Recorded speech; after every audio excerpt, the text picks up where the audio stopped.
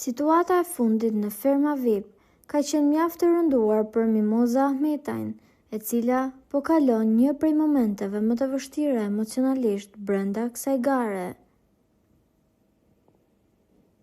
Ajo që nisi si një rrugtim sfidues është ndërruar në një betejë të vërtet psikologjie për të, pasi marrëdhëniet me konkurrentët e tjerë janë tensionuar te mase.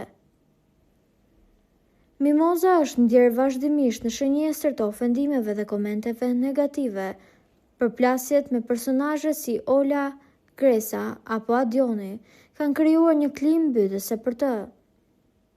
Ofendimet e vazhdueshme dhe ndjesiat e qenit të sulmuar nga grupi kanë bërë që ajo të humbas qetësinë dhe buzëqeshjen që e karakterizonte në fillim.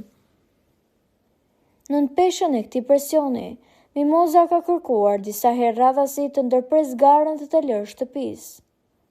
Nuk munde më, duket se ka qenë klithma e saj e brendshme në momentet kur debatet kanë kaluar limitet e durimit. Megjithatë, pavarësisht dorëzimit momentale, ajo ka gjetur forcën për të tërhequr nga vendimi i largimit. Edhe pse fizikisht mbetet pjesë e fermës, gjendja e saj emocionale mbetet shqetësuese. Mimoza nuk duket më e përfshirë me të njëjtën energji si më parë.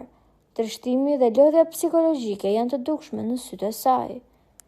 Ajo ka shprehur që po përpiqet të gjejë një mënyrë për të bashkëjetuar në një ambient që e percepton si armiqësor, por mbetet për të parë se sa do të mund të rezistojë pa u thyer plotësisht nga ky presion i vazhdueshëm.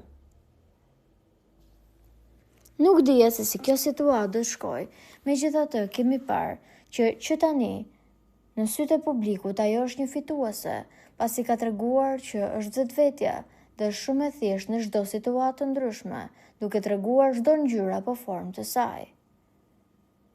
Publiku e pëlqen atë, edhe për humorin, por edhe për të gjitha vlerat që ka treguar brenda shtëpisë.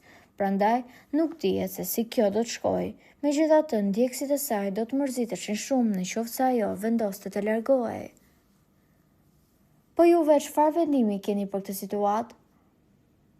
Komentojeni mendimin tuaj dhe mos harroni të shtypni butonin subscribe për të mos humbur asnjë video të re rreth kanalit ton. Ju faleminderit.